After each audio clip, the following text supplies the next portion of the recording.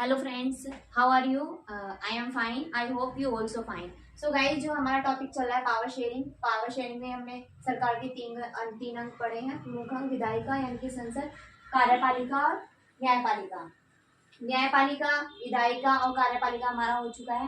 कार्यपालिका में भी हमने कार्यपालिका दो स्तर पर होती है, केंद्रीय स्तर पर। केंद्रीय स्तर पर कौन कौन होता है? राष्ट्रपति, प्रधानमंत्री और मंत्रिपरिषद। ठीक है, लेकिन आज हम पढ़ेंगे राज्य की कार्यपालिका। ठीक है, राज्य की कार्यपालिका में राज्यपाल होता है, मंत्रिपरिषद होती है और मुख्यमंत्री होता है। तो आज पहले हम राज्यपाल के बारे में डिस्कशन कर लेते हैं। तो गाइस स्टार्ट करते हैं। संविधान के अनुच्छेद 153 के अनुसार, यानी कि संविधान में जो आर्टिकल 153 है उसके अनुसार प्रत्येक राज्य के लिए एक राज्यपाल की व्यवस्था की गई है, यानी कि हर स्टेट में एक राज्यपाल जरूर होगा। ठीक है, राज्य की कार्यपालिका संबंधी शक्तियां राज्यपाल में सन्निहित होती है, यानी कि राज्यपाल की जो शक्तियां हैं, ठीक है, वो किसमें सन्निहित होती हैं? शामिल होती हैं राज्यपाल में। ठीक है, जो सारे निर्णय हैं वो सारे राज्यपाल ही लेता है।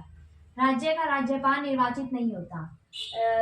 राज्य का जो राज्यपाल है उसके लिए कोई वोटिंग नहीं होती है। ठीक है, संविधान के अनुच्छेद 155 के अंतर्गत उसकी नियुक्ति 5 वर्ष के लिए राष्ट्रपति द्वारा की जाती है। भाई जैसे चुनाव होते हैं लोकसभा के, राज्यसभा के, ठीक है, वैसे कोई राज्यपाल के चुनाव नहीं होते, वो निर्वाचित नहीं होता। ठीक है, उसको कौन चुना? राष्ट्रपति उसका चुनाव करता है। 5 साल के लिए राष्ट्रपति चुना जाता है, उसका कार्यकाल जो है 5 साल का है। ठीक है, राज्यपाल राष्ट्रपति के विश्वास तक अपने पद पर बना रहता है, यानी कि जब तक किसी राष्ट्रपति ही राज्यपाल की नियुक्ति करता है तो क्या होगा? जब तक उसे राष्ट्रपति का विश्वास प्राप्त है, जब तक राष्ट्रपति को राज्यपाल पे अच्छे से विश्वास है कि वो कार्य ढंग से कर रहा है, वो ठीक है, ठीक है, तब तक क्या होगा? वो अपने पद पर बना रहेगा। वरना उसे एक राज्य से दूसरे राज्य में स्थानांतरित भी कर सकता है। यानी कि अगर उसे लग रहा है कि भाई यहाँ पे काम ठीक नहीं कर पा रहा, ठीक है, तो वो अपनी आवश्यकता अनुसार क्या करेगा? उसका क्या करेगा? राज्य से दूसरे राज्य में स्थानांतरित कर देगा, यानी कि ट्रांसफर कर देगा दूसरे स्टेट में। राज्यपाल की योग्यताएं कौन कौन सी होती हैं? अगर किसी भी देश में कोई राज्यपाल बनाया जाएगा तो उसकी योग्यता कौन कौन सी है? वह भारत का नागरिक होना चाहिए, जो देश है उस देश का नागरिक होना चाहिए। 35 वर्ष की आयु पूरी कर चुका हो, यानी कि 35 साल वो जो आयु है उसकी कंप्लीट हो चुकी हो। ऐसा नहीं है कि 34 का है, 35 का है, कंप्लीट होनी चाहिए 35 साल। राज्य की शक्तियां में कार्य है। अब हम राज्य की शक्तियां कार्य पढ़ लेते हैं। ठीक है, हमने राज्यपाल के बारे में जान लिया है, राज्यपाल की योग्यता उसके बारे में जान लिया, क्या क्या होना चाहिए। हम पढ़ेंगे राज्यपाल की शक्तियों में कार्य के बारे में। पहली आती है कार्यपालिक शक्तियां। कौन सी आती है? कार्यपालिक शक्तियां। कार्यपालिक शक्तियों में कौन कौन सी शक्तियां शामिल है? राज्य के समस्त कार्यपालिक कार्य राज्यपाल के नाम पर किए जाते हैं, यानी कि राज्यपाल के जितने भी कार्य होंगे ना कार्यपालिका में, राज्य के समस्त कार्यपालिका के कार्य जितने भी होंगे वो सारे राज्यपाल के नाम पर किए जाते हैं। वह मुख्यमंत्री की नियुक्ति करता है। मुख्यमंत्री की नियुक्ति कौन करता है? राज्यपाल करता है, तथा मुख्यमंत्री की सलाह पर अन्य मंत्रियों की नियुक्ति करता है। क्या करेगा भाई? जो राज्यपाल है वो मुख्यमंत्री की नियुक्ति करेगा, और अन्य जो मंत्री हैं उनकी नियुक्ति वो किसकी सलाह पे करेगा? मुख्यमंत्री की। ठीक है, अन्य मंत्रियों की नियुक्ति करता है। वह राज्य के महाधिवक्ता, राज्य लोकसभा आयोग के अध्यक्ष, अन्य सदस्यों तथा अधीनस्थ न्यायालयों के न्यायाधीशों की भी नियुक्ति करता है। भाई क्या क्या करता है वो? राज्य के जो महाधिवक्ता होते हैं उनकी नियुक्ति करता है। ठीक है, राज्य के लोक सेवक आयोग के जो अध्यक्ष होते हैं उनकी नियुक्ति भी करता है, अन्य सदस्यों की भी नियुक्ति करता है, अधीनस्थ न्यायालय के न्यायाधीशों की भी नियुक्ति राज्यपाल के द्वारा ही की जाती है। थर्ड पर लेते हैं, विधानमंडल में आंग्ल भारतीय समुदाय के एक व्यक्ति को नियुक्त करता है। भाई जैसे आपने देखा होगा राष्ट्रपति, जो राष्ट्रपति है वो 12 सदस्य किसमें चुनता है? राष्ट्रपति द्वारा 12 सदस्य चुने जाते हैं, ठीक है, केंद्र में। लेकिन जो विधानमंडल है, ठीक है, विधानमंडल में एक सदस्य है, राज्यपाल चुनेगा। ठीक है, क्योंकि जो राज्यपाल है वो राज्य कार्यपालिका का अंग है, इसलिए विधानमंडल जो होता है, विधानमंडल में क्या होता है? राज्यपाल शामिल होता है। ठीक है, तो उसमें आंग्ल भारतीय समुदाय के एक व्यक्ति को नियुक्त करता है, ये इसका कार्य है। ठीक है, ये शक्तियां हैं इसकी। सो गाइज, ये हमारा टॉपिक था। Thank you.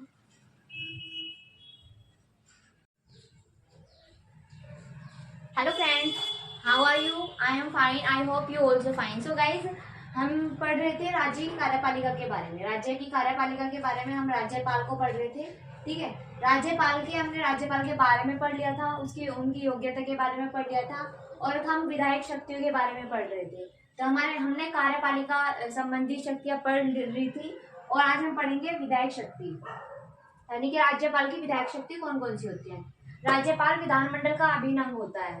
ठीक है, जो राज्य विधानमंडल होता है, ठीक है, विधान परिषद, उसका जो अभिन्न अंग होता है वो राज्यपाल होता है, भाग होता है। वह विधानसभा के अधिवेशों तथा दोनों सदनों के संयुक्त अधिवेशों को संबोधित करता है। विधानसभा में जो अधिवेश होते हैं, जो बैठकें होती हैं, उनको भी संबोधित करता है, और राज्यसभा और लोकसभा दोनों के जो अधिवेश होते हैं उनको बुलाता है, उनको संबोधित करता है। कौन? राज्यपाल। दूसरा है, संविधान में अनुच्छेद 200 के अनुसार, 200 के अनुसार, कोई भी विधेयक राज्यपाल की अनुमति के बिना कानून नहीं बन सकता। ठीक है, कोई भी विधेयक अगर पास किया गया है, ठीक है, कोई भी विधेयक अगर पास किया गया है तो बिना वो राज्यपाल के, ठीक है, वो लागू नहीं हो सकता। बेशक भले ही उसे दोनों सदनों में पारित कर दिया जाए, यानी वो लोकसभा में भी पारित हो गया विधेयक, वो राज्यसभा में भी हो गया, ठीक है, दोनों सदनों में हो गया, तो उसके बाद भी राज्यपाल की मंजूरी जरूरी है उस विधेयक के लिए, वो तभी पास माना जाएगा। ठीक है, अगला है, संविधान के अनुच्छेद 213 के अनुसार, यानी कि जो आर्टिकल दे रखा है संविधान में 213 के अनुसार, राज्यपाल द्वारा उस अवधि में अध्यादेश जारी किया जाता है जब विधानमंडल का सत्र न चल रहा हो। यानी कि जो अध्यादेश होते हैं वो राज्यपाल कब जारी करता है? जब विधानमंडल का सत्र ना चल रहा हो। ठीक है, ये थी विधायक संबंधी शक्तियां। अब हम पढ़ेंगे विवेकाधिकार संबंधी शक्तियां, यानी कि कौन सी है जो वो अपनी विवेक से लेता है। राज्यपाल अपने विवेक संबंधी शक्तियां, विवेक के अनुसार कुछ कार्य करता है। अनुच्छेद 200 के अंतर्गत राज्य विधानमंडल द्वारा पारित किसी विधेयक को राष्ट्रपति के विचारार्थक आरक्षित करने के संदर्भ में, यानी कि जब तक उससे राष्ट्रपति से वो विचार ना कर ले तब तक वो उस विधेयक को क्या कर सकता है? रोक सकता है। ठीक है, उस विधेयक के बारे में विचारार्थक, यानी कि राष्ट्रपति से वो आपस में बात ना कर ले उस विधेयक पे। यदि विधानसभा में किसी एक दल तथा दल समूह को स्पष्ट बहुमत प्राप्त नहीं हो, ठीक है, अगर विधानसभा जो होती है जिसमें जो राज्यपाल इसका अंग है विधानसभा का, किसी एक दल या दल समूह को स्पष्ट मतलब पूरी तरीके से बहुमत प्राप्त ना हो, तो मुख्यमंत्री की नियुक्ति के समय आदि, यानी कि जब मतलब बहुमत क्या कह सकते हैं कि स्पष्ट बहुमत किसी पार्टी को नहीं मिला, किसी दल को नहीं मिला, उसमें भी शामिल हो सकता है। और मुख्यमंत्री की नियुक्ति के समय भी वो क्या करता है? अपनी जो विवेक शक्तियां हैं, अपने जो मत हैं वो रख सकता है। ठीक है, ये थी इनकी विवेक संबंधी शक्तियां। तो राज्यपाल को हमने पढ़ लिया है। जो अगली क्लास है वो हम उसमें मंत्री परिषद को पढ़ेंगे। सो गाइज, अगर आपको स्क्रीनशॉट लेना है तो आप ले सकते हैं।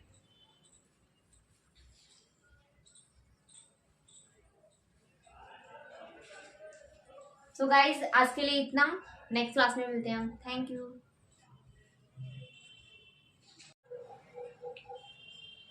Hello guys, how are you? I am fine, I hope you also fine. So guys, जो हमारा टॉपिक चल रहा है पावर शेयरिंग में राज्य की कार्यपालिका।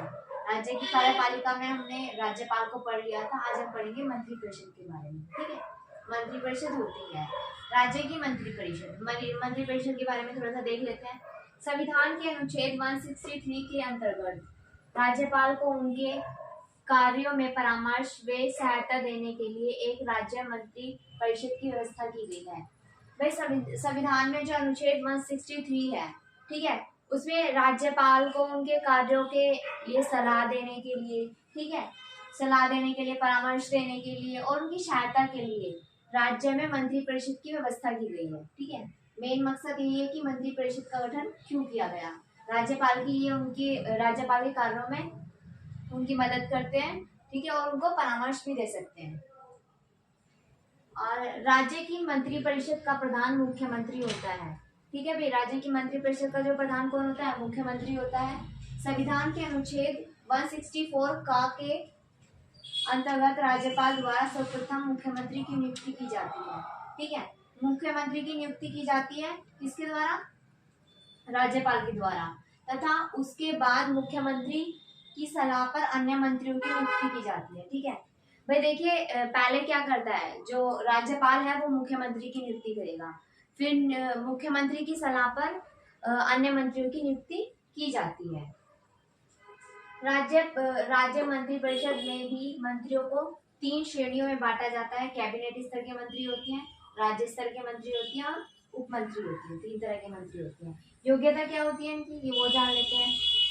मंत्री परिषद का सदस्य होने के लिए यह अनिवार्य है कि वह राज्य विधानमंडल के किसी सदन का सदस्य हो, यानी कि जो राज्य विधानमंडल जो होता है किसी एक सदन, या तो विधानसभा या विधान परिषद, किसी एक काम जरूर होना चाहिए, तभी वो मंत्री परिषद में मंत्री बनने की योग्यता रखता है।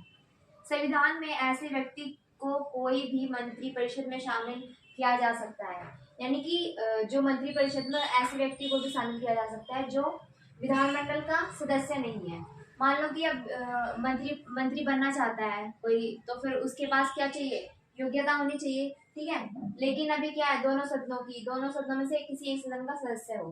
ठीक है, लेकिन क्या उसके पास अभी ये है नहीं, परंतु 6 माह के अंदर उसे विधानमंडल की सदस्य ग्रहण करनी पड़ेगी। ठीक है, लेकिन 6 महीने का उसको टाइम दिया जाता है। अगर वो नहीं है उसके पास सदस्य दोनों सदनों में से किसी एक सदन की भी, तो लेनी पड़ेगी 6 मंथ के अंदर अंदर। ठीक है, अन्यथा उसे मंत्री परिषद से त्यागपत्र देना पड़ता है। वो बन तो गया सदस्य है, लेकिन उसे सदस्यता ग्रहण नहीं हुई तो उसको त्यागपत्र देना पड़ेगा मंत्री परिषद से। सो गाइज, ये आज जो हमारा डिस्कशन था वो मंत्री परिषद पे था। अगर आपको स्क्रीनशॉट लेना है तो आप ले सकते हो।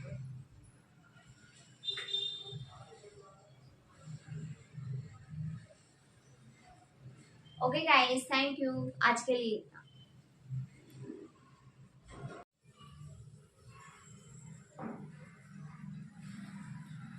Hello friends, how are you? I am fine, I hope you also fine. So guys, जो हमारा डिस्कशन है वो राज्य की कार्यपालिका पे चल रहा था। ठीक है, राज्य की कार्यपालिका में राज्यपाल को डिस्कशन कर लिया है, मंत्री परिषद को डिस्कशन कर लिया है, और आज हम लास्ट करेंगे मुख्यमंत्री। ठीक है, मुख्यमंत्री के बारे में थोड़ा सा पढ़ लेते हैं। मुख्यमंत्री राज्य मंत्री परिषद का प्रधान होता है। ठीक है, जो मंत्री परिषद होती है उसका प्रधान कौन होता है? मुख्यमंत्री होता है। ठीक है, मुख्यमंत्री की सलाह पर ही मंत्री नियुक्त किए जाते हैं। तथा राज्य की प्रशासनिक संरचना में उसकी स्थिति वैसी ही होती है जैसे केंद्र में प्रधानमंत्री की होती है। देखिए, जो राज्य की कार्यपालिका है उसमें उसमें जो क्या है, मुख्यमंत्री है, उसकी स्थिति वैसी ही होती है जैसे केंद्र पालिका में प्रधानमंत्री की होती है। ठीक है, वैसी ही राज्य की पालिका में क्या होती है, राज्य की मुख्यमंत्री की भूमिका वही होती है जो प्रधानमंत्री की होती है। ठीक है, केंद्र में प्रधानमंत्री की होती है। वास्तविक रूप से राज्य की कार्यपालिका की सर्वोच्च शक्ति का प्रयोग मुख्यमंत्री द्वारा किया जाता है।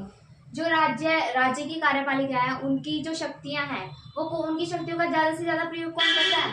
मुख्यमंत्री ही करता है। ठीक है, 2 परिस्थितियों में मुख्यमंत्री के संबंध में राज्यपाल द्वारा विवेकाधिकार प्रयोग किया जाता है। यानी कि ऐसी 2 स्थितियां हैं जिसमें मुख्यमंत्री के संदर्भ में राज्यपाल जो है वो अपना विवेकाधिकार उसको यूज कर सकता है। जैसे यदि विधानसभा में किसी एक दल तथा दल समूह को स्पष्ट बहुमत प्राप्त नहीं हो, यानी कि जब क्या कहते हैं, किसी भी विधानसभा या विधान परिषद में किसी एक भी दल को बहुमत प्राप्त ना हो, ठीक है, ना तो विधानसभा में ना विधान परिषद में, तो क्या होगा, नहीं हो तथा यदि विधानसभा में बहुमत दल का कोई सर्वसामान्य नेता न हो, यानी कि कोई बहुमत दल से सरकार नहीं बनी, ठीक है, उसका कोई नेता ना हो, उस स्थिति में कर सकता है। मंत्री परिषद में मुख्यमंत्री को अद्वितीय स्थान प्राप्त है, यानी कि मंत्री परिषद में मुख्यमंत्री को कैसा, अद्वितीय, यानी कि पहला स्थान प्राप्त है, तथा उसे समकक्षों में प्रधान कहा जाता है, यानी कि सबसे जो मेन होता है, मुख्य जो होता है वो कौन होता है, मंत्री परिषद का मुख्यमंत्री होता है, कहा जाता है। अर्थात सभी मंत्री बराबर हैं, यानी कि सभी मंत्री जो है बराबर हैं, परंतु मुख्यमंत्री को उनमें प्रथम स्थान प्राप्त है। सबसे ऊपर कौन है, मुख्यमंत्री होगा, बाकी नीचे के जो मंत्री हैं वो क्या कहते हैं, मुख्यमंत्री की सलाह पर ही नियुक्त किए जाते हैं, क्योंकि मुख्यमंत्री की जो नियुक्ति करता है कौन करता है, राज्यपाल। जो राज्यपाल है वो मुख्यमंत्री की ही सलाह पर मंत्रियों की नियुक्ति करता है। ठीक है। मुख्यमंत्री की नियुक्ति संविधान के अनुच्छेद 164 के अनुसार राज्यपाल द्वारा की जाती है। मुख्यमंत्री की जो नियुक्ति है वो कौन करता है, ठीक है, संविधान 164 में राज्यपाल द्वारा की जाती है। राज्यपाल द्वारा किसी ऐसे व्यक्ति को नियुक्त किया जाता है, यानी कि मुख्यमंत्री के पद पर किसी ऐसे व्यक्ति को नियुक्त किया जाएगा जिसके बारे में वह विश्वस्त हो, यानी कि उसको विश्वास हो, किसको, राज्यपाल को, कि उसे विधानसभा के सदस्यों के बहुमत का समर्थन प्राप्त हो सकेगा। जो राज्यपाल है वो किसी ऐसे व्यक्ति को मुख्यमंत्री चुनता है जिसमें क्या हो, एक तो उसको विश्वास हो कि विधानसभा में इसको वोट मिल सकते हैं, विधानसभा का ये सदस्य बन सकता है, बहुमत इसको प्राप्त हो सकता है, उसी व्यक्ति पर जिस पर विश्वास होता है उसको नियुक्त किया जा सकता है, जिसके बारे में वह विश्वास हो, यानी कि पूरा विश्वास हो कि उसे विधानसभा में वो सदस्यों के बहुमत का समर्थन मिल सकता है, यानी कि विधानसभा के जो सदस्य हैं उसको पूर्ण बहुमत मिल जाएगा। ठीक है। यदि विधानसभा में किसी एक दल का पूर्ण बहुमत प्राप्त है, यानी कि विधानसभा में दो दल होते हैं, आपको पता है, जैसे कि विधानसभा और विधान परिषद। ठीक है। किसी पूर्ण बहुमत प्राप्त हो, जिसको भी, जिस दल को भी, तथा वह अपना नेता चुन ले, यानी कि जिसको भी बहुमत प्राप्त है, ठीक है, सदन में, और वो उसने अपना एक नेता चुन लिया, भाई हम इसको क्या करना चाहते हैं, हम इसको मुख्यमंत्री बनाना चाहते हैं या फिर हम इसको मंत्री बनाना चाहते हैं। ठीक है। मुख्यमंत्री बनाना चाहते हैं, उस नेता को मुख्यमंत्री पद पर नियुक्त करना पड़ता है, किसको, राज्यपाल को। ठीक है। अगर सदन में बहुमत है, ठीक है, किसी एक दल का बहुमत, पूर्ण बहुमत है, तो जिसको वो नेता अपना चुनना चाहे उसको चुन सकती है, वो दल चुन सकता है, और क्या होगा, राज्यपाल को उसको ही नियुक्त करना पड़ेगा मुख्यमंत्री के पद पर। सो गाइस, ये जो हमारा डिस्कशन था ये मुख्यमंत्री के बारे में था। सो अगर आपको उसका स्क्रीनशॉट लेना है तो आप ले सकते हो।